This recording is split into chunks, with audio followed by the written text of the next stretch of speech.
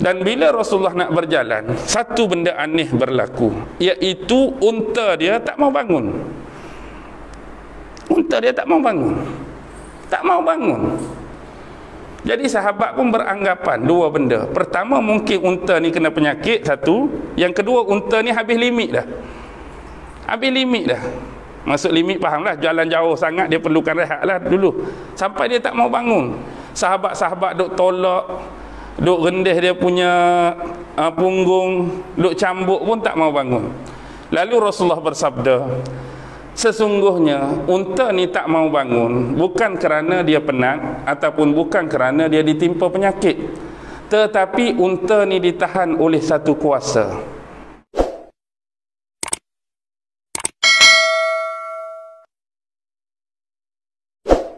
A'udzu billahi minasyaitonir rajim. Bismillahirrahmanirrahim. Assalamualaikum warahmatullahi wabarakatuh. Alhamdulillah, alhamdulillah, alhamdulillah, alhamdulillahi rabbil alamin. Wabihi nasta'in ala umurid dunya waddin. والصلاة والسلام على أشرف الأنبياء والمرسلين وعلى آله وصحبه أجمعين. سبحانك لا علم لنا إلا ما علمتنا إنك أنت العليم الحكيم. قال رب اشرح لي صدري ويسر لي أمري واحلل عقدة من لساني يفقه قولي. اللهم يسر ولا تعسر. اللهم صل على سيدنا محمد وعلى آله وصحبه وسلم. ولا حول ولا قوة إلا بالله العلي العظيم. أما بعد. Alhamdulillah, syukur kehadrat Allah subhanahu wa ta'ala, kerana dengan limpah kurnia, rahmat, kasih sayang dan inayah daripada Allah subhanahu wa ta'ala, alhamdulillah, pada malam ini sekali lagi sama-sama kita dapat dipertemu dan dihimpunkan oleh Allah subhanahu wa ta'ala. Dan mudah-mudahan Dialah yang mampu memberi petunjuk dan hidayah kepada kita semua. Dan kita juga mengharapkan kita akan digolongkan oleh Allah ke dalam golongan-golongan manusia yang berjaya di dunia dan di akhirat, insya-Allah. Tuan-tuan, puan-puan, hadirin hadirat, muslimin muslimat yang dikasihi sekalian, InsyaAllah malam ini kita akan sama-sama membaca dan mentadabbur dua potong ayat yang difirmankan oleh Allah subhanahu wa ta'ala di dalam surah Al-Anfal, iaitu merujuk ayat 34 dan ayat 35, yang mana Allah subhanahu wa ta'ala berfirman, A'udzu billahi minasyaitonir rajim. وَمَا لَهُمْ أَلَّا يُعَذِّبَهُمُ اللَّهُ وَهُمْ يَصُدُّونَ عَنِ الْمَسْجِدِ الْحَرَامِ وَمَا كَانُوا أَوْلِيَاءَهُ إِنْ أَوْلِيَاؤُهُ إِلَّا الْمُتَّقُونَ وَلَكِنَّ أَكْثَرَهُمْ لَا يَعْلَمُونَ وَمَا كَانَ صَلَاتُهُمْ عِنْدَ الْبَيْتِ إِلَّا مُكَاءً وَتَصْدِيَةً فَذُوقُوا الْعَذَابَ بِمَا كُنْتُمْ تَكْفُرُونَ. Al-Anfal 34 dan 35. Ayat 34, وَمَا لَهُمْ أَلَّا يُعَذِّبَهُمُ اللَّهُ وَهُمْ يَصُدُّونَ عَنِ الْمَسْجِدِ الْحَرَامِ. Dan mengapa Allah subhanahu wa ta'ala tidak mengazab mereka, yakni golongan-golongan yang merintangi ataupun menghalang Rasulullah dan para sahabat daripada memasuki Masjidil Haram. Wa ma kanu awliya'ah, sedangkan mereka adalah golongan yang tidak layak ataupun tidak berhak menguasainya, yakni tanah haram dan Masjidil Haram. In awliya'uhu illal muttaqun, dan sesungguhnya yang paling layak dan paling berhak untuk menguasai tanah suci dan Masjidil Haram hanyalah manusia-manusia yang bertakwa. Walakinna aktsarahum la ya'lamun, tetapi kebanyakan daripada manusia tidak mengerti dan tidak mengetahui. Ayat ini sebenarnya diturunkan oleh Allah Subhanahu wa taala kepada Rasulullah sallallahu alaihi wasallam selepas peristiwa perang Badar, yakni merujuk kepada perang Badar Kubra. Sebab dalam sejarah Islam sebagai contoh ada 3 perang Badar. Pertama disebut sebagai Badar Ula, yang kedua Badar Kubra, dan yang ketiga ialah Badar Mau'id. Jadi ayat ni turun selepas peristiwa perang Badar Kubra yang berlaku pada bulan Ramadan. Sebelum kita membahaskan tentang ayat ini, suka saya mengembalikan yang telah menjadi sesuatu yang dekat dan hampir dengan orang-orang Arab di Jazirah Arabia dahulu adalah 2 benda ataupun 2 perkara yang penting. Yang pertama ialah berkenaan dengan tempat suci.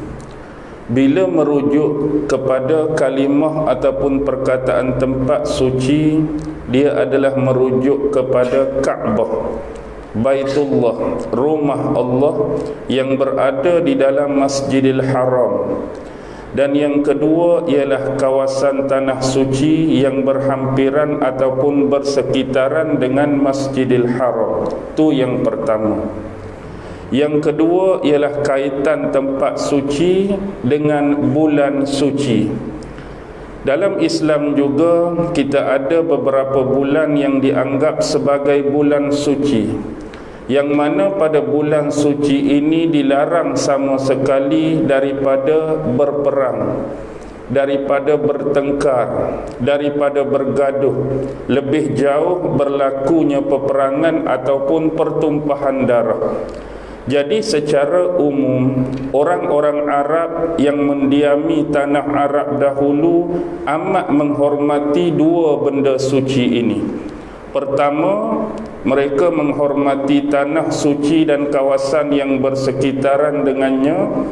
Dan yang kedua, mereka juga menghormati bulan suci. Dan sekiranya berlaku di tanah suci pada bulan suci sebagai contoh, ada 2 perkumpulan yang sedang bergaduh ataupun mana-mana individu yang sedang bertengkar ataupun berkelahi, sekiranya kedua-duanya didapati bertemu sebagai contoh, misal kata kebetulan kedua-duanya berada di dalam tanah suci, bulan pula bulan suci, jadi mereka dilarang sama sekali untuk bertengkar, untuk bergaduh, berperang ataupun menumpahkan darah. Mereka memang amat menghormati tanah suci dan bulan suci. Jadi berkaitan dengan firman Allah yang mana ada golongan yang menghalang Rasulullah dan sahabat daripada memasuki Masjidil Haram. Kenapa ayat ni diturunkan oleh Allah selepas peristiwa perang Badar? Kerana kita tahu pada awal pertama hijrah Rasulullah telah keluar daripada bumi Mekah, meninggalkan tempat kelahiran, tanah tumpah beliau, menuju berhijrah bersama dengan sahabat ke Madinah. Bila Rasulullah duduk di Madinah, tahun pertama hijrah tak berlaku peperangan. Tahun kedua tu baru berlaku peperangan. Ada lebih kurang 8 peperangan.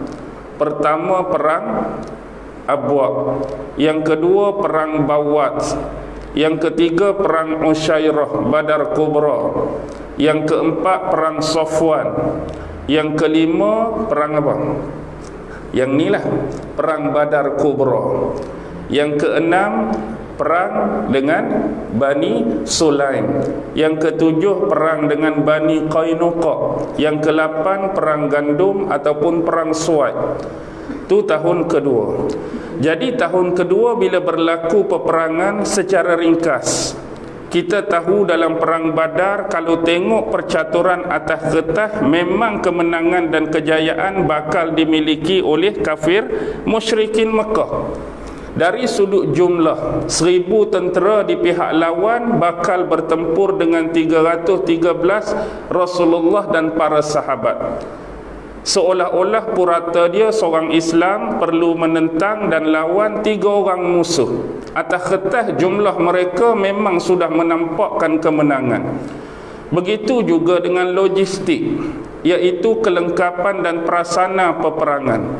Mereka mempunyai bilangan unta yang jauh lebih banyak, bilangan tentera berkuda yang banyak, bilangan pemanah yang banyak, mempunyai baju-baju besi dan baju perang, alat-alat yang hebat dalam konteks peperangan pada masa tersebut. Tetapi dengan nusrah, bantuan, pertolongan daripada Allah, datangnya tentera-tentera dari alam ghaib, tentera-tentera dari kalangan malaikat Allah, yang akhirnya peperangan ini, percaturan atas kertas dimiliki oleh mereka, dimenangi oleh Rasulullah dan para sahabat. Jadi akibat kekalahan dalam perang Badar ini, mereka merasa terpukul, mereka malu besar. Jadi atas dasar tersebut, yang mana telah dijadikan penetapan dan undang-undang sebelum ini, bila ini adalah tanah suci dan bila masuk bulan suci, sebenarnya bagi mana-mana pemerintah ataupun pemimpin yang sedang menguasai kota Mekah pada masa itu, tidak berhak, tidak layak dan tidak dibolehkan sama sekali untuk mencegah ataupun menghalang mana-mana orang Arab, tak kira bagaimana bentuk kepercayaan dan kefahaman dia, daripada memasuki kota Mekah. Bila tu adalah tanah suci haram, mari pula bulan haram, siapa-siapa yang sedang kuasai Mekah pada masa tu, kita katakan kafir musyrikin Mekah, dia tak boleh menghalang dan mencegah mana-mana orang Arab. Tak kiralah dia faham apa, dia beriman dengan apa, hatta penyembah berhala sekalipun dibenarkan untuk masuk, selama mana niat dia bukan untuk menumpahkan darah dan melakukan persengketaan ataupun peperangan. Jadi undang-undang ini sebenarnya, peraturan ini juga tertakluk kepada Rasulullah dan sahabat. Dengan kata lain, tanah suci ini terbuka untuk Rasulullah dan sahabat. Tanah suci ini juga boleh dimasuki oleh Rasulullah dan sahabat, sama seperti orang-orang Arab lain. Tetapi bila mereka nak marah kepada Nabi, kemudian kalah pula dalam perang Badar, lalu mereka menghalangi. Mereka tak mau bagi Rasulullah tu masuk. Mereka tak mau bagi Rasulullah masuk dalam kota Mekah. Dan mereka telah membuat satu peraturan baru, undang-undang baru. Mana-mana Arab lain mereka bagi, mana-mana Arab lain mereka benarkan, tetapi tidak kepada Rasulullah. Baik, sebab itulah mengapa ayat ini turun kepada Rasulullah. Atas dasar tersebut, sebab poin dia, kita nak cerita satu benda besar lain yang berlaku pada tahun yang ke-6 Hijrah. Tahun ke-6 Hijrah, pada bulan Zulqa'dah, tahun ke-6 Hijrah, pada satu malam, Rasulullah sallallahu alaihi wasallam bermimpi. Dalam mimpi tersebut, Rasulullah melihat beliau bersama dengan sahabat-sahabat ni memasuki Masjidil Haram tanpa sebarang bentuk rintangan dan halangan. dalam mimpi, bukan betul, bukan ria. Rasulullah dengan sahabat boleh masuk dalam Masjidil Haram ni, tak ada siapa pun halang Nabi, rintang Nabi. Dan Rasulullah boleh buat amal, boleh buat ibadat, boleh buat ritual, sampailah yang terakhir gambaran dalam mimpi itu Rasulullah bertahallul, iaitu bercukur rambut, bercukur kepala bersama dengan sahabat-sahabat. Jadi di suatu waktu yang lain Rasulullah menyampaikan mimpi ini kepada para sahabat. Menyampaikan mimpi ini pada para sahabat. Jadi bila sahabat-sahabat Nabi dengar kisah ataupun cerita yang Rasulullah ni masuk Masjidil Haram dengan sahabat lain buat ibadat, maka apabila dengar, konteks pemikiran sahabat pada masa tu berpecah ataupun terbahagi kepada tiga. Bukan dia jadi pecah kumpulan, pecah kelompok, dah. Cara mereka berfikir dan menanggapi mimpi Nabi itu ada tiga konteks pemikiran. Yang pertama, mereka beranggapan bahawa mimpi para Nabi ini adalah sebuah mimpi yang benar, merupakan wahyu daripada Allah. Sebagaimana ada sebuah hadis yang diriwayatkan oleh Ibnu Abbas, seingat saya, qala Rasulullah sallallahu alaihi wasallam, ar-ru'ya al-anbiya fil manam wahyun. Mimpi-mimpi para nabi di dalam tidur mereka ini adalah salah satu bentuk wahyu Allah kepada mereka. Jadi para sahabat ni gembira. Bagi mereka apa yang diimpikan oleh Nabi Muhammad ni suatu masa pasti akan jadi kenyataan, akan jadi real, akan jadi benda betul. Tetapi mereka masih lagi berlapik pada tak tahu bila nak jadi ni. Satu masa mungkin jadi kebenaran, tapi tak tahu bila. Konteks pemikiran yang kedua ialah ramai di antara sahabat ni teruja kerana bila tahun ke-6 Hijrah mereka berada di Madinah hampir 6 tahun. Bayangkan tuan-tuan, tinggal Mekah 6 tahun. Kita kena tengok spesifik sahabat yang berhijrah. Ada sahabat yang berhijrah bawa keluarga, ya. Ada sahabat yang berhijrah tinggal keluarga. Ada yang sahabat sorang-sorang, anak duduk di Mekah, isteri duduk di Mekah, harta benda di Mekah, aset kebun duduk di Mekah. Jadi sebab dah hampir 6 tahun Rasulullah cerita mimpi ni, agar mimpi ni jadi kenyataan, mereka ni teruja. Dan bila teruja, kumpulan-kumpulan ni balik rumah, mereka siapkan peralatan, perkakasan, persiapan awal-awal lagi. Nabi baru cerita mimpi, tak tahu kata nak bertolak kau nak pergi apa, tapi teruja sangat, siap bekalan dah. Dan konteks yang ketiga ni dia duduk tengah-tengah. Kerana isu ni lah memang benar. Kita orang Arab, kita orang Islam, kita juga berhak untuk memasuki tanah suci haram pada bulan haram. Tetapi kerana yang menguasai Mekah pada masa itu, kafir musyrikin Mekah, menetapkan untuk menghalangi kita daripada masuk. Walaupun kita teruja ke, mimpi Nabi ke, tetapi kondisi dan situasi umat Islam pada masa itu amat sukar dan berat untuk kafir musyrikin Mekah benarkan Rasulullah dan sahabat masuk. Jadi mereka tidak mengharapkan apa-apa. Jadi untuk sekian waktunya, ringkas cerita, sebelum Rasulullah benar-benar bertolak, Rasulullah ni dia nak kumpul sahabat, nak pi bertolak ke Mekah atas dua je tujuan dia. Pertama, untuk ziarah. Selain daripada ziarah rumah Allah, Masjidil Haram, ada sebahagian sahabat nak ziarah ahli keluarga. Begitu juga Nabi. Yang kedua, Nabi nak tunaikan umrah. Nak tunai umrah, nak ziarah. Itu dua paling besar. Tetapi bila Rasulullah benar-benar nak bertolak, Rasulullah bukan bagi tahu dekat sahabat dulu, tapi Rasulullah pi bagi tahu dekat kabilah-kabilah dan suku-suku Arab yang mendiami di persekitaran dan luar kota Mekah. Yang jadi peliknya, kita tahu Arab-Arab dan kabilah yang duduk di luar kota Mekah adalah spesies yang sama seperti di Mekah. Penganut-penganut tegar, penyembah-penyembah berhala. Jadi di sini kita berfikir, kenapa Rasulullah nak pergi ziarah, Rasulullah nak pergi buat umrah yang melibatkan condition agama Islam, tiba-tiba pergi jumpa geng-geng penyembah berhala.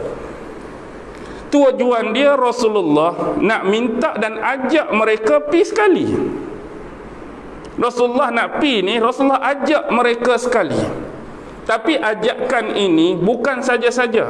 Ajakan ni bukan main-main. Tetapi Rasulullah ajak mereka ni atas dua tujuan. Pertama, sekiranya mereka mahu mengikuti Nabi dan mahu memenuhi ajakan Nabi, bayangkan bila nak bertolak nanti kumpulan ni ada sekali dengan kumpulan Nabi.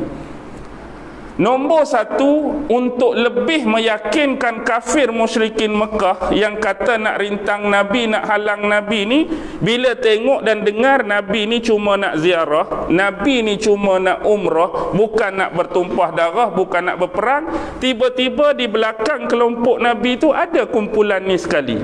Maksudnya tak menasabah lah kalau nak perang, geng tu akan ikut Nabi. Tak logik.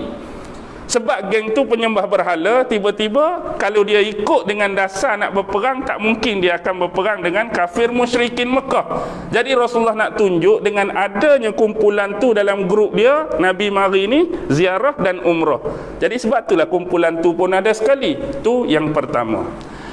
Yang kedua, untuk kritik ataupun balas balik, hujah balik sekiranya benar-benar Nabi dihalang daripada masuk. Contoh, bilalah sampai dekat kota Mekah, Nabi dihalang. Muhammad, kami tak benarkan kamu masuk bersama dengan sahabat. Jadi kumpulan hak duk di belakang tu tukang kritik, tukang balas balik. Kami ni mari sekali dengan Muhammad, kenapa kami saja yang dibenarkan masuk, Muhammad tak boleh masuk? Sedangkan Muhammad juga orang Arab, dan lebih lagi dia adalah keturunan Nabi Allah Ibrahim yang pernah menguasai kota Mekah bersama anaknya Ismail dulu. Nak suruh jawab lagu tu. Baik. Tetapi ramai di antara kabilah-kabilah dan suku ini tidak mahu ikut Nabi. Kenapa mereka tak mau ikut Nabi? Mereka bimbang satu hal, kalau mereka ikut Nabi sampai di Mekah, mereka takut kalau Nabi dibenarkan masuk, Nabi tak mau balik semula ke Madinah. Jadi mai sekali, lepas tu tiba-tiba kena balik kita saja, dia duduk situ. Tapi ada sebahagian kecil mereka yang sanggup mengikuti Nabi. Riwayat menyebut ada lebih kurang 98 ke 100 orang. Jadi sebab itulah jumlah yang nak bertolak ke Mekah tu, ada kitab sirah sebut 1400, ada kitab sirah sebut 1500. Hak 1400 tu betul-betul sahabat Nabi. Hak 1005 tu campur dengan geng tu lah. Jadi hari Isnin bulan Zulqa'edah, maka Rasulullah benar-benar bersiap sedia. Di belakang Rasulullah tu hampir jumlah tadilah, antara 1,400 hingga 1,500 orang. Dan dalam perjalanan ini, isteri yang dibawa oleh Rasulullah ialah Ummu Salamah. Ummu Salamah. Ummu Salamah ni salah seorang isteri Nabi. Nama betul Ummu Salamah ni Hindun. Hindun binti Suhail. Suhail bin Mughirah, Mughirah bin Makhzum. Ibu kepada Hindun ni seorang wanita daripada Bani Faras. Hindun dulu ataupun Ummu Salamah ni waktu zaman jahiliyah, dia adalah salah seorang wanita yang cantik. Lepas tu perangai dia pula perangai yang baik dan salihah. Bapa dia Suhail ni terkenal dengan gelaran, julukan Zadur Raqib.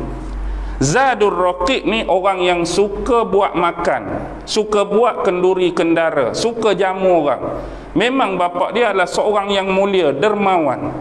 Jadi begitulah sifat bapa dia juga terlekat pada Hindun. Jadi bila mana dia wanita cantik, berakhlak mulia, ramailah lelaki Arab di Mekah pada masa tu nak sunting dia, nak memperistrikan dia. Jadi dalam banyak-banyak lelaki yang bertuah ialah Abdullah bin Abdul Asad. Jadi kahwinlah Hindun dengan Abdullah bin Abdul Asad. Abdullah bin Abdul Asad ni, bapa dia tu confirm dah Abdul Asad. Cuma mak dia tu, siapa mak Abdullah? Mak Abdullah ialah Barrah.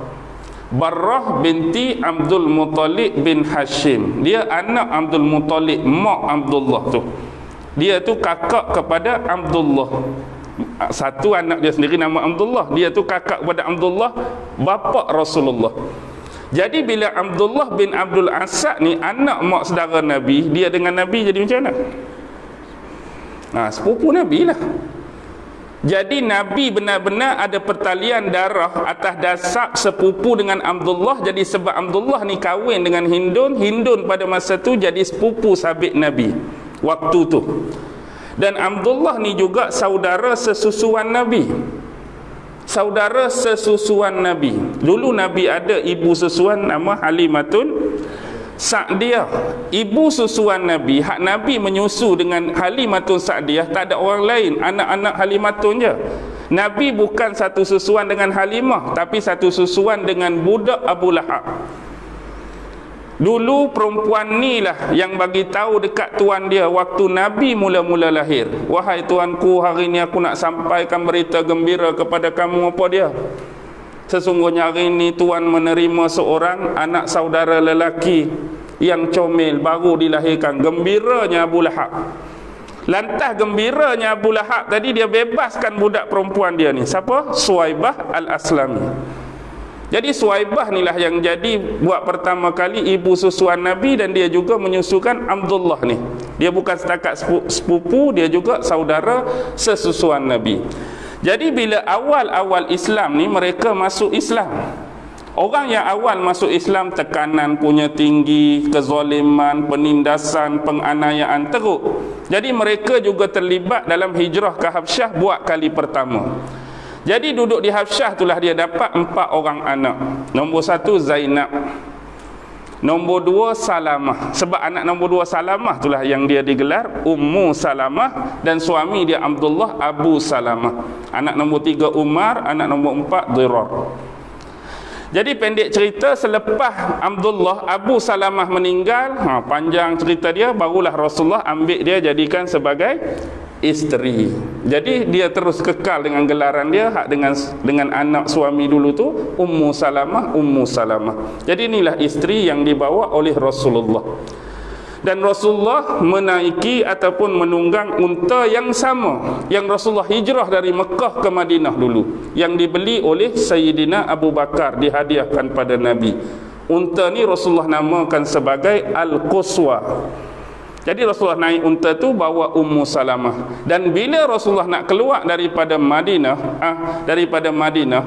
Rasulullah biasakan lantik seorang sahabat untuk jaga hal ehwal umat Islam dalam kota Madinah. Jadi yang terlibat ialah Abdullah bin Ummi Maktum. Dulu kalau perang Badar Rasulullah suruh Osman, perang Uhud Abdullah bin Ummi Maktum inilah. Kali ni Abdullah bin Ummi Maktum pula. Okey. Dan Rasulullah bawa 70 ekor unta.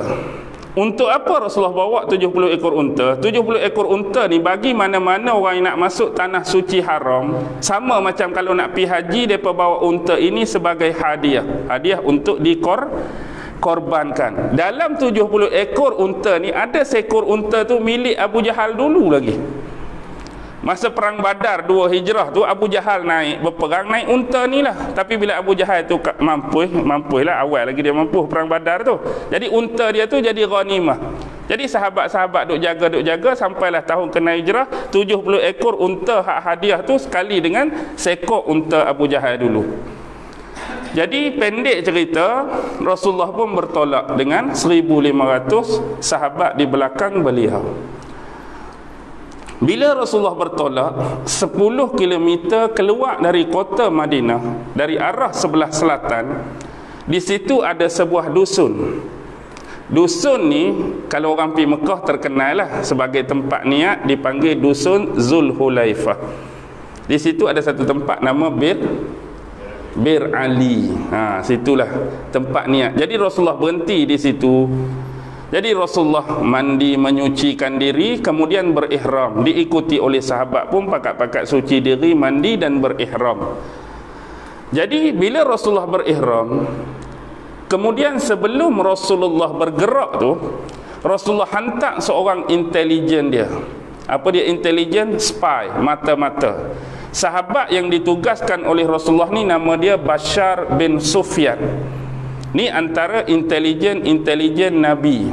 Banyak intelijen Nabi, tapi untuk kes ni dia hantar Bashar bin Sufyan. Jadi Rasulullah bagi tahu, kamu pi biar rapat sampai ke kota Mekah, tengok apa perancangan dan persediaan yang dilakukan oleh kafir musyrikin Mekah berkenaan dengan kedatangan aku ni. Jadi mengikut perintah Rasulullah, dia mendahului Rasulullah dan sahabat lain, pecut kuda dia pi. Jadi Rasulullah pun sebelum bertolak minta sahabat buat apa biasa lepas niat? Bertalbiyah lah kan, labbaik Allahumma labbaik apa. Akhirnya bila kawan tu selesai urusan dia, dia patah balik. Jadi bila patah balik, dia dari Mekah ke Madinah, Rasulullah dari Madinah ke Mekah. Akhirnya bertemulah di satu tempat nama Usfan. Dia selesai dah urusan dia, Rasulullah pun tengah jalan Usfan. Ada setengah riwayat menyebut Asafan, ikut dia lah, Usfan ke Asafan ke, merujuk tempat yang sama. Bila sampai di situ, Rasulullah bertanyakan keadaan. Lalu dia sebut, wahai Rasulullah, sesungguhnya kafir-kafir musyrikin di Mekah tu, termasuk Abu Sufyan, sudah mengetahui bahawa kamu ni bertolak dengan sahabat-sahabat daripada Mekah daripada Madinah nak menuju ke Mekah. Dan Nabi pun memang berhasrat demikian, bukan Nabi nak sembunyi, memang nak suruh tahu pun. Memang Nabi nak suruh tahu bahawa dia ni nak pergi ke Mekah. Dia berbeza dengan tahun 8 Hijrah, waktu pembukaan kota Mekah, Nabi tak mau bagi tahu, siapa pun tahu. Dia nak suruh bila sampai Mekah tu orang kafir musyrikin terkejut, Nabi mari. Hak tu lagi ramai 10,000. Hak ni baru 1,500, memang Nabi nak suruh tahu. Dan kalau boleh lebih daripada tu, bukan setakat mereka tahu Nabi nak mari ke Mekah, tapi biar mereka tahu dua benda asas tadi. Nabi mari ni cuma nak ziarah dan nak buat umrah, bukan nak perang, bukan nak angkat senjata. Dia pun bagi tahu sebenarnya mereka dah mula marah, mereka dah mula rasa terancam dengan menyebut nama Allah. Mereka berjanji akan menghalangi kamu daripada masuk ke tanah suci haram. Sekarang ni mereka dah hantar lebih kurang 200 tentera daripada 3 kelompok. Pertama, geng-geng hak duduk dalam Mekah. Kelompok kedua, kabilah-kabilah dan suku hak di sekitar dan di luar kota Mekah. Yang ketiga, budak-budak yang dibeli daripada golongan Habsyah. Mereka bergabung 200 orang ni, diketuai 2 komander. Pertama Khalid bin Al-Walid, yang kedua Ikrimah bin Abu Jahal. Jadi kalau ni tahun 6 Hijrah, saya lebih suka memilih pendapat ahli sejarah yang mengatakan sememangnya benarlah Khalid bin Al-Walid masuk Islam pada akhir tahun ke-7 Hijrah. Bukti dia ni tahun 6 Hijrah pun Khalid jadi komander depa lagi. Khalid lewat masuk Islam. Jadi Khalid. Jadi di mana mereka sekarang? Lalu Bashar melaporkan kepada Rasulullah, mereka sekarang ni, waktu aku nak balik, aku berpapasan dengan mereka, maksudnya selisih dengan mereka. Mereka lah ni duduk di satu tempat nama Zituan. Waktu aku selisih tu, golongan mereka hak 200 tu duduk di Zituan, dan mereka menerima arahan untuk tunggu Nabi di satu tempat nama Qura'il Ghamim. Qura'il Ghamim, tempat yang mereka nak pergi. Tapi waktu selisih tu mereka duduk di Zituan. Okey, tak apalah. Bila Rasulullah terima benda macam ni, Rasulullah terus bersabda, man rajulun yakhruju bina ala tariqin ghaira tariqihim allati hum biha. Siapa di kalangan kamu pada hari ini yang berjalan mengikuti di belakang aku, dia akan ikut juga sekiranya aku mengambil jalan yang lain. Maksudnya bila tahu mereka tunggu di kawasan jalan biasa, jadi Rasulullah tak mau terjebak, tak mau terperangkap dengan mereka. Rasulullah nak guna jalan lain. Jadi itulah sebab Rasulullah bersabda, siapa hari ni hak ikut aku berjalan ramai-ramai ni, dan aku akan guna jalan lain, dia pun akan ikut sekali. Orang yang pertama keluar seorang lelaki daripada Bani Aslam. Mengikut riwayat dalam kitab-kitab sirah, nama lelaki ni, sahabat ni ialah Najiyah bin Jundak. Akulah wahai Rasulullah orang pertama yang akan mengikuti kamu. Jadi disusuli persetujuan oleh sahabat yang lain, maka Rasulullah menyusuri jalan lain. Bila guna jalan lain, dia tak samalah macam jalan biasa. Biasanya jalan kita guna jenis nak lari pada orang ni sedikit sukar, payah, berliku-liku, tinggi rendah, bergunung kanan. Jadi sebab nak mengelak juga daripada terjadinya peperangan dan pertempuran ataupun kecelakaan, Rasulullah pilih demikian. Jadi sebelum berjalan tu, Rasulullah bersabda lagi, qulu nastaghfirullah wa natubu ilaih. Rasulullah kata, sebutlah olehmu. Dia suruh sahabat ramai-ramai sebut, nastaghfirullah, kami memohon pengampunan kepadamu ya Allah, wa natubu ilaih, dan kepadamu lah kami bertaubat. Sahabat pun sebut ramai-ramai, nastaghfirullah wa natubu ilaih.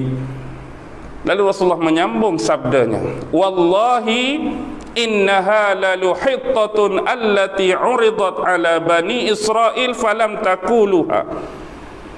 Sesungguhnya demi Allah, wa innaha laluhittah, ini adalah satu khittah. Khittah ni ialah perkataan special, satu bentuk perkataan special memohon keampunan kepada Allah. Apa dia khittah tadi? Nastaghfirullah wa natubu ilaih. Sebenarnya khittah macam ni, allati uridat ala bani Israel, dahulu Allah pernah berikan kepada Bani Israel. Waktu mereka berjalan di belakang Nabi Musa dulu nak masuk ke tanah suci tu, Allah sudah suruh sebut kalimah macam ni, falam takuluha, tapi mereka ingkar, mereka tak mau sebut. Tapi sahabat-sahabat dengar saja Nabi perintahkan, sahabat-sahabat sebut. Lalu berjalanlah ramai-ramai sambil mengalungkan kalimah nastaghfirullah wa natubu ilaih, nastaghfirullah wa natubu ilaih. Akhirnya Rasulullah sampailah di sebuah tempat bernama Ghadirul Ashtah. Ghadirul Ashtah. Sampai di Ghadirul Ashtah, dari jauh nu nampak dah tentera-tentera sudah sampai di Qura'il Ghamim, hak geng musuh tadi duk tunggu jauh. Kemudian Rasulullah pun bincang, sebab ni benda penting dah. Jadi Rasulullah kata, kita ni memang tak ada harapan dah seolah-olah untuk masuk, sebab mereka tu berasa kita masuk tu nak berperang, nak menumpahkan darah. Jadi mereka akan merintangi dan menghalangi macam mana pun kita masuk Mekah pada hari ini. Jadi minta pandangan sahabat. Abu Bakar pun kata, wahai Rasulullah, lebih kurang, sebab niat awal tuan berjalan ni kerana niat dua benda saja, ziarah dengan umrah, dan niat ni dah diputuskan. Jadi apa pun hari ini, itulah yang jadi kehendak dan impian kita. Kita nak masuk dalam keadaan baik, dalam keadaan aman, tetapi sekiranya kita ini dihalang dan dirintangi dan terjadi sesuatu benda yang lebih besar, maksudnya mereka ancam dengan kekerasan ke, mungkin boleh terjadi pertengkaran dan pertempuran, maka itu tidak dapat kita elakkan. Jadi sebab kita dah mari, kita kena teruskan perjalanan. Lalu Rasulullah bersabda, amdu biismillah, teruskanlah perjalanan dengan nama Allah. Jadi berjalanlah, berjalan, lebih kurang, maka sampailah Rasulullah di satu tempat. Tempat ni nama apa? Saniyatul Mirar. Saniyatul Mirar ni dah termasuk di dalam bahagian Pelembahan Hudaibiyah. Pelembahan Hudaibiyah. Dia ada Saniyatul Mirar, dia ada Saniyatul Mar'ah, satu lagi dia ada Saniyatul Wada'. Saniyatul Wada'. Yang Rasulullah sampai ni Saniyatul Mirar. Kalau Saniyatul Mar'ah tu tempat dulu Rasulullah pernah hantar seorang spy dia. Dengan lebih, saya ingatlah kalau tak silap 60 sahabat Ansar di belakang dia, iaitu Umair bin Haris bin Abdul Muttalib. Tapi Saniyatul Wada' satu lagi, itulah tempat yang Rasulullah lalu waktu hijrah dulu. Daripada Mekah Rasulullah masuk Pelembahan Hudaibiyah tu, Rasulullah lalu kok Saniyatul Wada'. Sebab itulah bila sampai di Madinah, geng-geng tu menasyidkan, min Saniyatil Wada'. Kita menasyid juga, tapi orang tanya apa dia Saniyatul Wada', entah apa benda Saniyatul Wada' ni. Itulah Saniyatul Wada'. empat Rasulullah lalu. Dulu di sini ada sebelum kes ni tahun 6 Hijrah dia ada 2 peperangan. Satu perang Banu Lihyan sebelum tu, satu lagi perang Ziqaraq. Ketika perang Ziqaraq itulah sahabat-sahabat dan Rasulullah lalu di Saniyatul Wada' ni. Tapi kumpulan-kumpulan tu lari awal masuk dalam kabilah Bani Ghatfan. Jadi ni yang ketiga dah. Sampai di situ berjalan jauh biasalah, sumber bekalan tu penting, terutama air. Sahabat-sahabat dah banyak kehabisan dan keputusan air. Jadi dah lalu jalan yang berbeza, maka tempat tu pun kering, tandus. Maka sahabat-sahabat pun duk cari sumber air, tak ada. Tiba-tiba seorang sahabat jumpa satu telaga, tapi telaga ni telaga lama, telaga kering, tak ada air pun. Jadi Rasulullah ambil satu anak panah dan Rasulullah buka penutup. Sebab macam ni, walaupun kita bawa anak panah, kalau untuk tujuan bukan peperangan, dalam adat dan budaya etik peperangan Arab ni, kita kena balut kepala mata panah tu, baru menunjukkan kita tu dalam keadaan aman, bukan nak perang.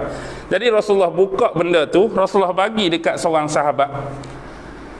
Dalam riwayat sirah 2. Pertama, Rasulullah bagi pada sahabat yang mula-mula angkat tangan tadi, seorang sahabat Bani Aslam tu. Siapa nak ikut aku guna jalan lain tu? Najiyah binti Jundak.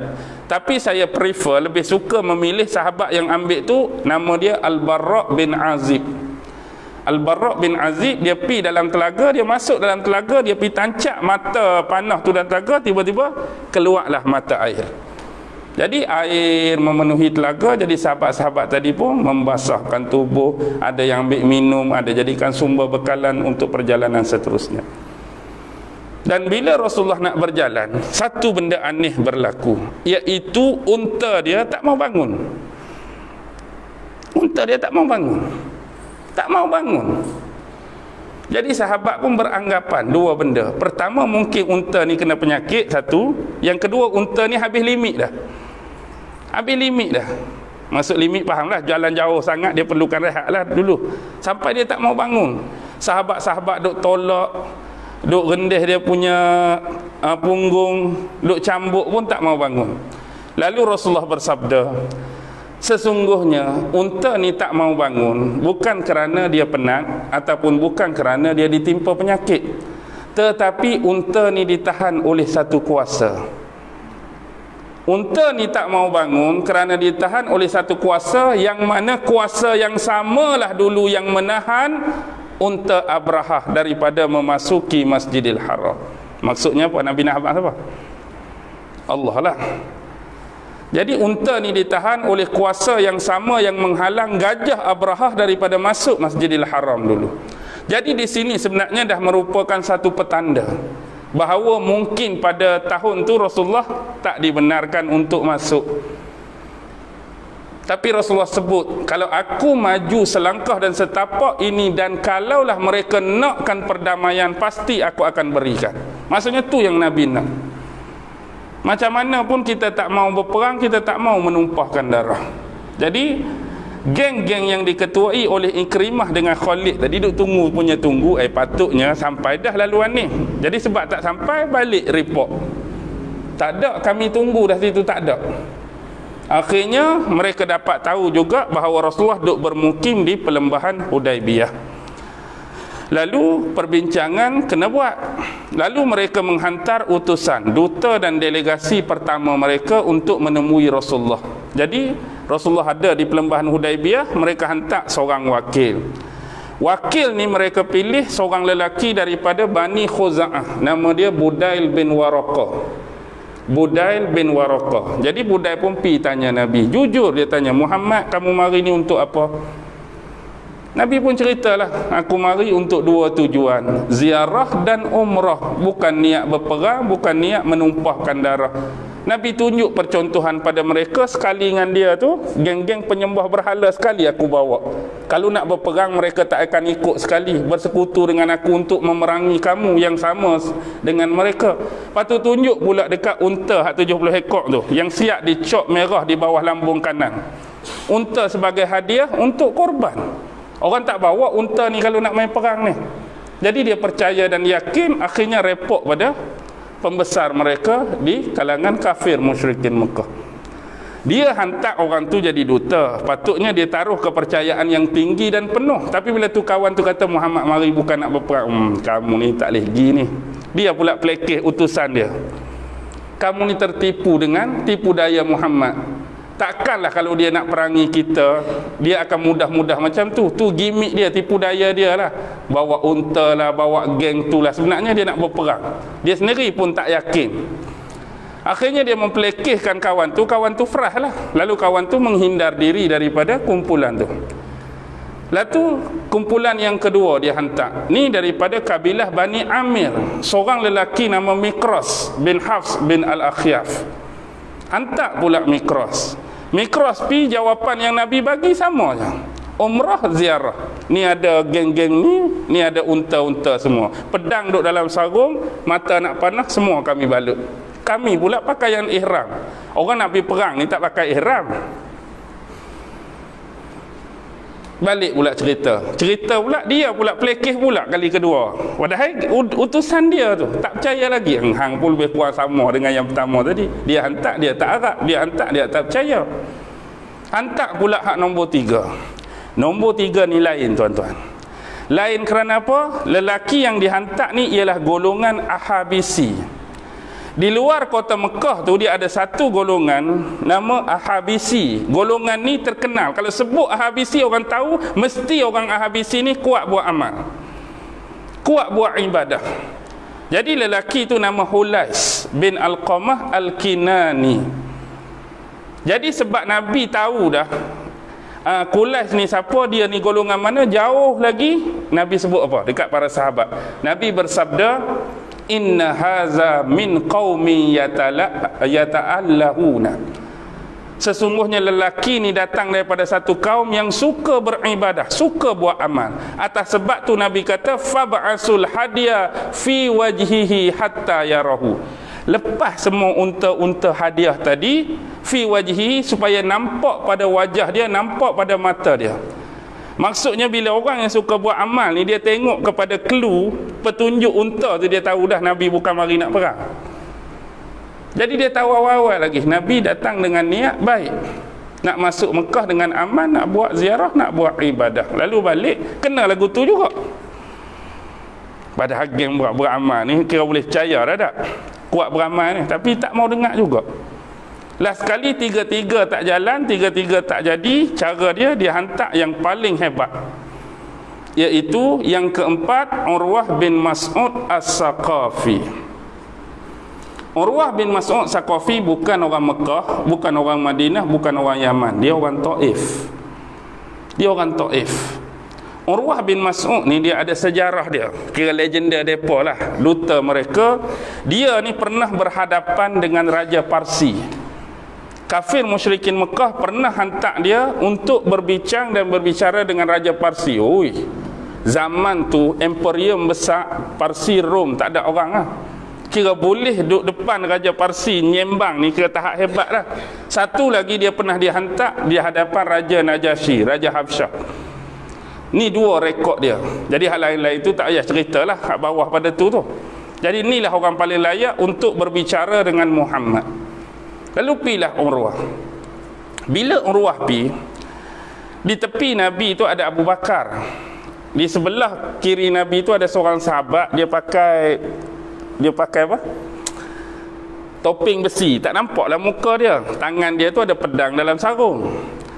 Bila Urwah ni seorang licik. Maksudnya orang nak berbicara dengan Nabi ni kena orang kuat auta, tahu? Kena orang kuat politik lah. Cara bercakap pun kena licik, kena pandai main kalimah ni. Jadi dia pi provoke Nabi, dia main sentimen dan emosi, dia habaq lagu ni. Lebih kurang lah antara isi banyak benda dia bincang. Antara yang dia nak suruh menaikkan sentimen Rasulullah, dia kata, wahai Muhammad, sesungguhnya kami tahu bahawa kedatangan kamu ni gimmick saja. Maksud gimmick tu, gimmick nak buat umrah, gimmick nak ziarah. Tapi sebenarnya kamu datang ni nak berperang dan nak menumpahkan darah, menghancurkan kami. Sebenarnya dia habaq lagu ni, dia pun takut. Sebab dalam track record mereka tak pernah menang lagi dengan Nabi. Contoh kita tengok perang Badar dulu kalah, perang Uhud mereka tak menang. Hamraul Asad keesokan lepas perang Uhud lari awal lagi. Perang Ahzab bersekutu dah tu, 30,000 lawan 30,000 lawan 3,000 kan.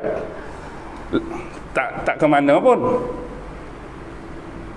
Mereka takut sebenarnya nak berperang tu, tapi buat acah-acah nampak confident ganas lah kan. Biasalah. Sekiranya berperanglah, katakan sekiranya kamu berkerah juga nak masuk dan berlaku peperangan di antara kita, kamu kena ingat di belakang kamu ni Muhammad ada sahabat-sahabat kamu, dan sebahagian sahabat kamu ni keluarga mereka ada bersama dengan kami dalam Mekah ni. Kan ada sahabat api seorang tu, bini duk Mekah, anak duk Mekah. Sekiranya perangan terjadi, tiba-tiba dalam keadaan perang tu keluarga mereka, anak mereka ni terbunuh disebabkan peperangan ni, mesti dia akan jadi marah kat kamu. Kata datang nak ziarah, kata dia datang nak umrah, tiba-tiba jadi peperangan, keluarga kami pula terbunuh. Pasti mereka akan menjauhkan diri daripada kamu. Ini saja buat ayat lah, nak suruh bagi ganas, nampak ganas tu. Waktu tu tinggal kamu seorang-seorang. Dan kalau benar-benar berperang, geng-geng Madinah ikut sekali dengan kamu, dia tak akan bantu kamu, dia akan bersekongkol dengan kami, lawan pula kamu. Waktu tu sedihlah kamu duduk seorang-seorang, dibenci oleh sahabat kamu dan digempur oleh orang yang bawa kamu sekali. Biasalah nak buat ayat, nak suruh ni kan, nak suruh nampak ganas ni, padahal bukan demikian pun. Akhirnya Abu Bakar nak marah sangat dengan perkataan tu. Saya tak gamak nak sebut sini, biarlah. Perkataan tu kira memang marah sungguh lah. Itu berkaitan dengan patung berhala mereka lah, biarlah tu. Jadi sambil dia berbicara, ni banyak kali dah kita sentuh. Dia dalam tradisi orang Arab ni, kalau kita duk berbicara dengan lawan, sambil berbicara tu kalau kita boleh pegang janggut lawan, luruk janggut dia, tu boleh menjatuhkan aib dan maruah. Contoh depan saya ni, lawan bagi saya ni ada janggut. Sambil cakap tu kalau kita pak dan pegang janggut dia, lurut. Bukan senjah dah, lurut je. Maksudnya jatuh aib besar lah bagi dia tu. Dan dia nak buat benda sama dekat Rasulullah. Sambil bercakap tu, kira Khalid tu dia nak pegang janggut Nabi. Hak sebelah sahabat duk belakang, hak pegang pedang tu, pak tampak tangan dia dengan pedang. Oh, marah dia, berhenti sekejap. Dia nak buat kali kedua, kawan tu pak pula. Barulah dia kata, sungguh kurang adab dan kurang sopan. Padahal dia yang nak kurang adab. Tapi bila tangan dia kena tampak, dia habaq kawan tu, Muhammad ajarlah sahabat kamu ni supaya beradab dan bersopan.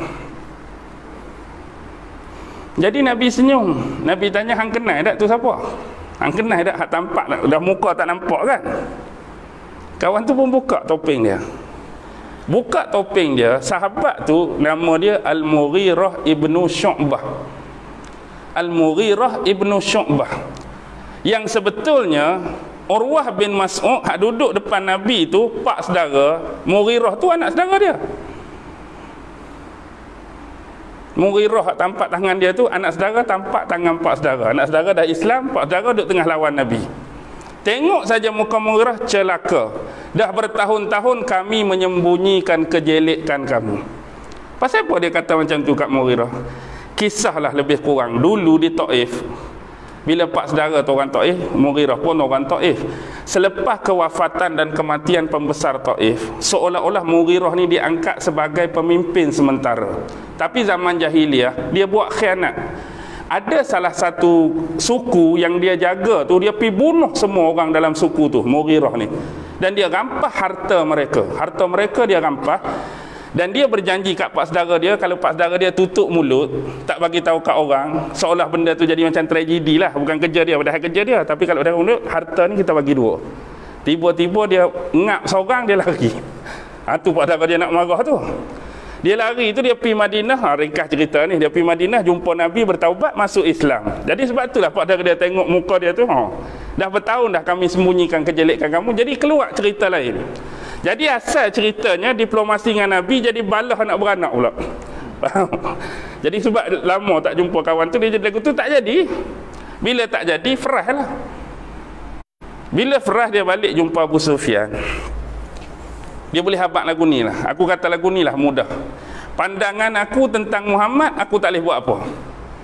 Aku tak boleh buat apa. Dengan kata lain, kalaulah Aku ni nak ludah muka Muhammad. Kalau aku nak ludah muka Muhammad, mesti ada sahabat dia mari. Kan nak ludah muka Muhammad, ludah muka aku, jangan ludah muka Nabi. Contohlah, nak bagi mudah.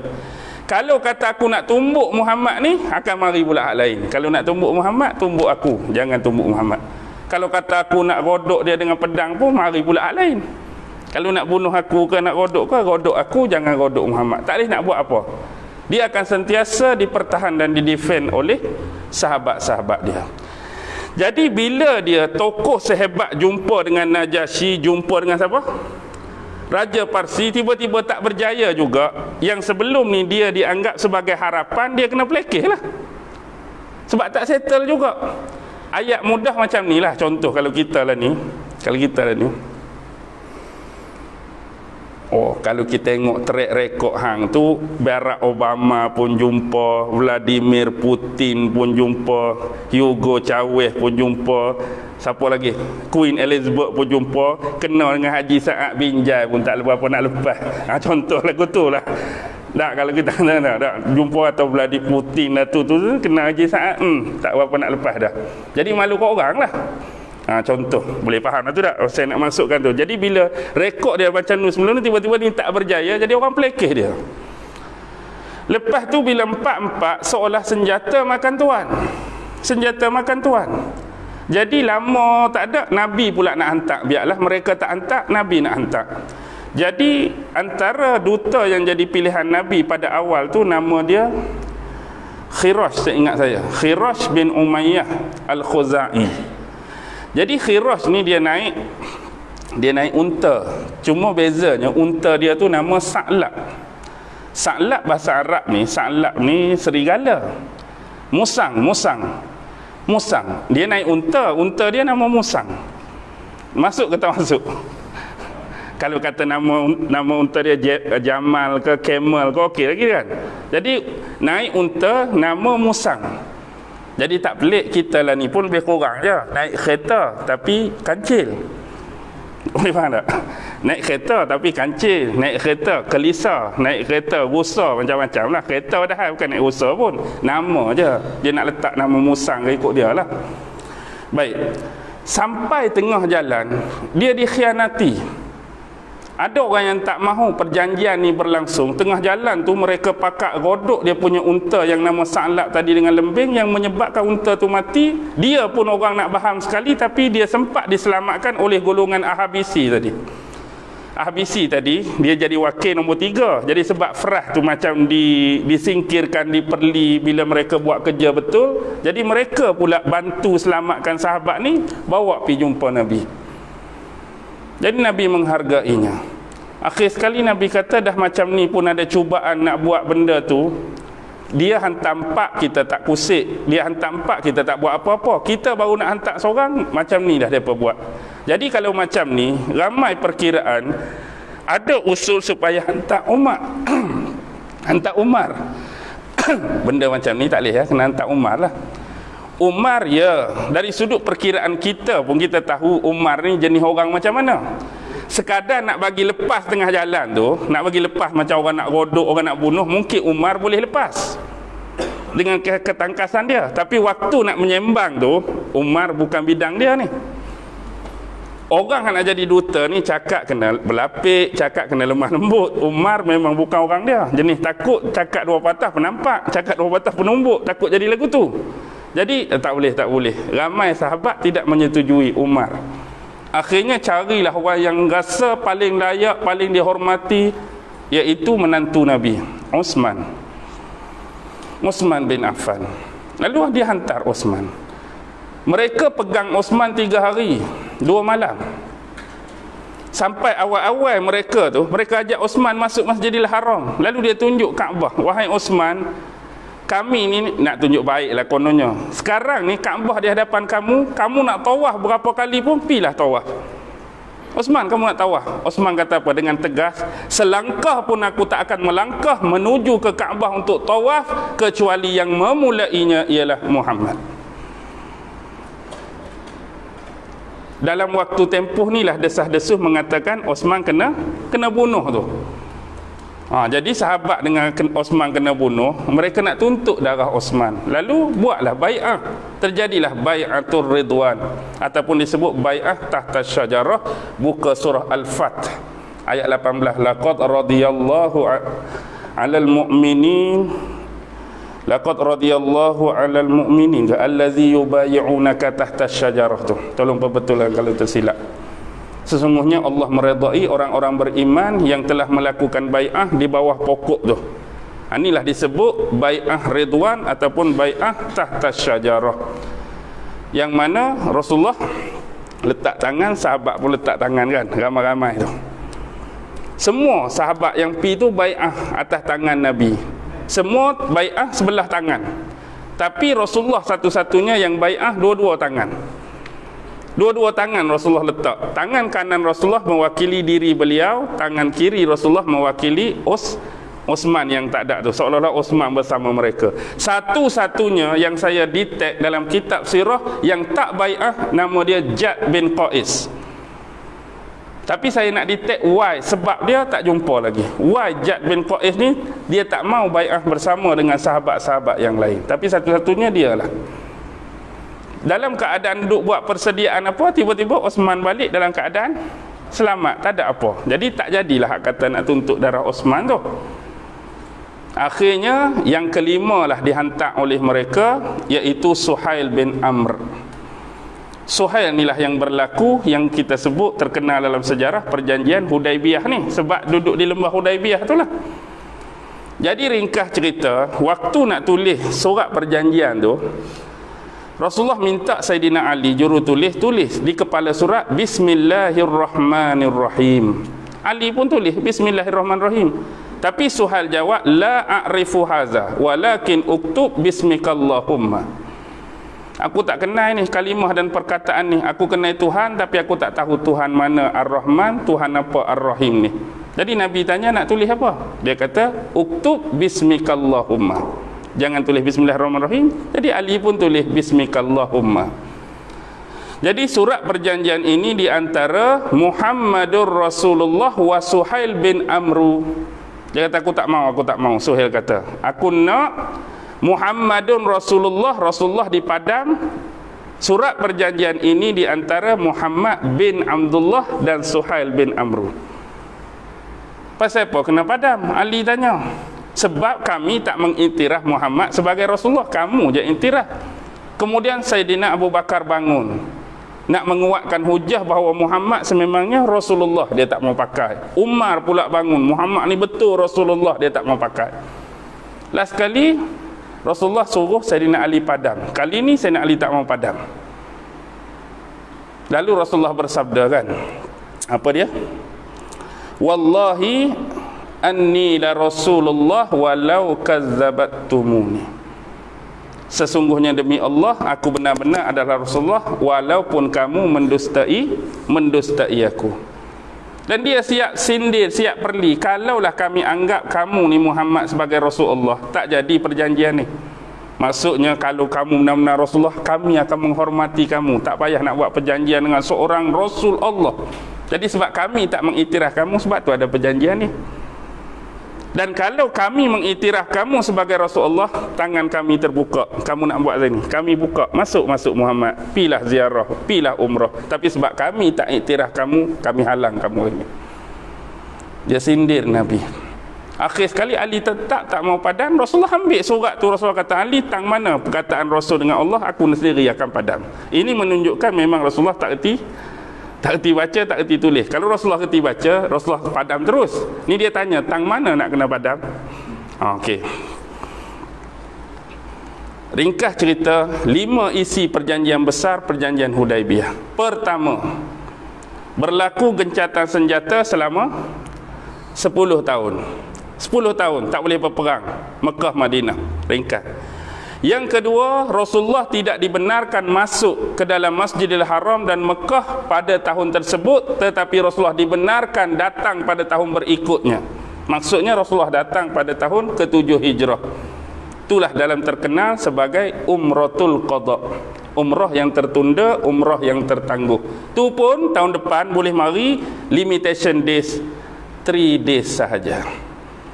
Boleh mari, boleh masuk, tapi limit hari 3 hari saja.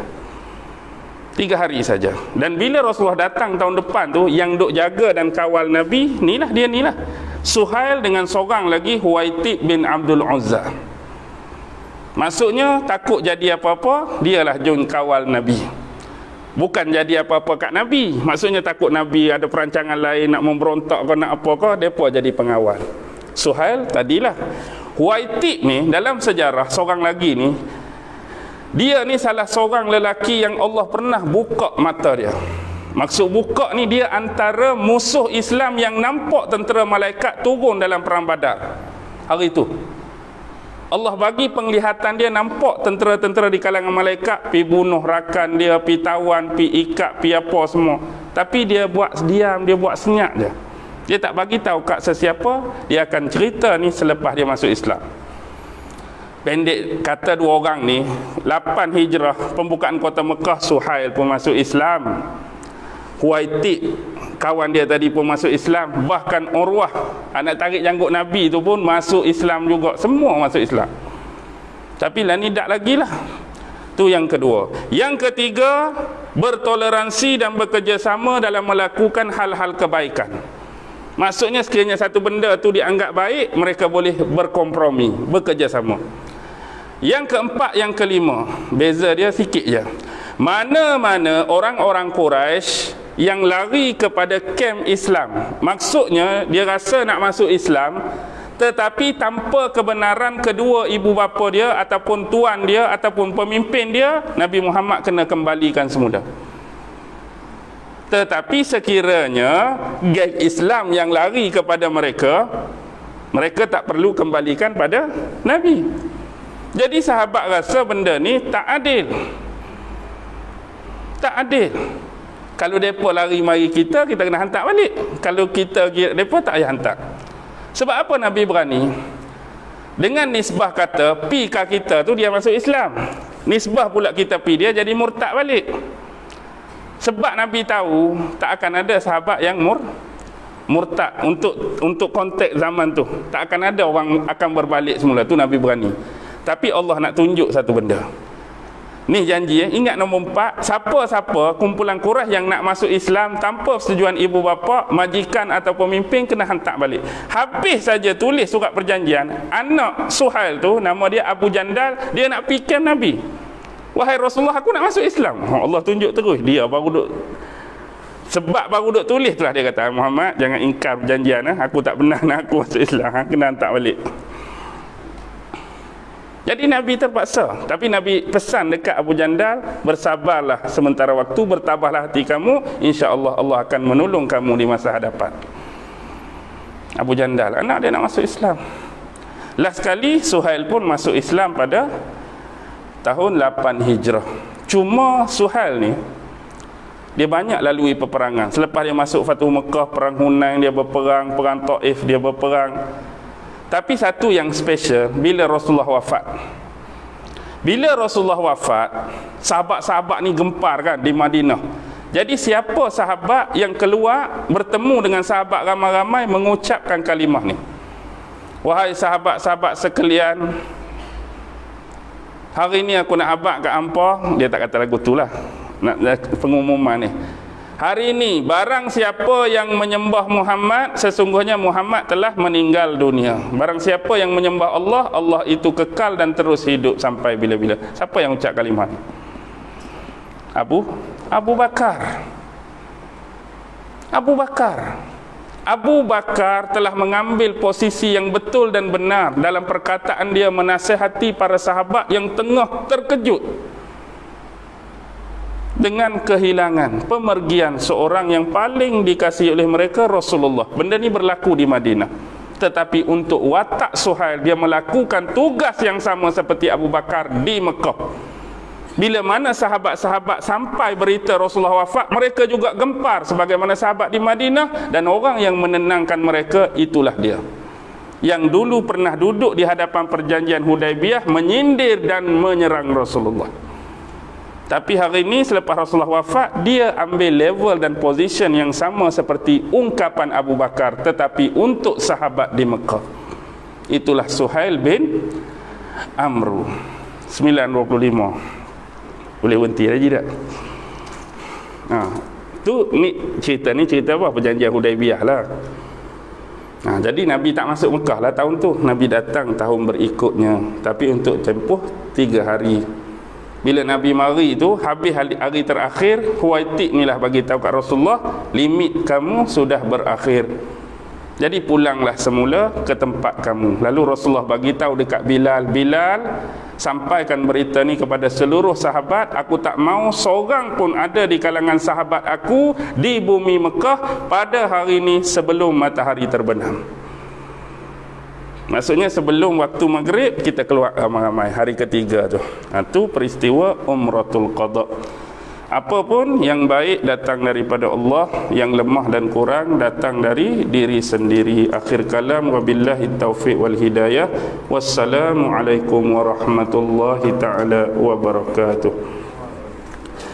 أعوذ بالله من الشيطان الرجيم بسم الله الرحمن الرحيم اللهم إنك تعلم أن هذه القلوب قد اجتمعت على محبتك والتقت على طاعتك وتوحدت على دعوتك وتعاهدت على نصرة شريعتك فوثق اللهم رابطتها وأدم ودها واهدها سبلها واملأها بنورك الذي لا يخبو واشرح صدورها بفيض الإيمان بك وجميل التوكل عليك وأحيها بمعرفتك وأمتها على الشهادة في سبيلك إنك نعم المولى ونعم النصير وصلى الله على سيدنا محمد وعلى آله وصحبه وسلم سبحان ربك رب العزة عما يصفون وسلام على المرسلين والحمد لله رب العالمين. الله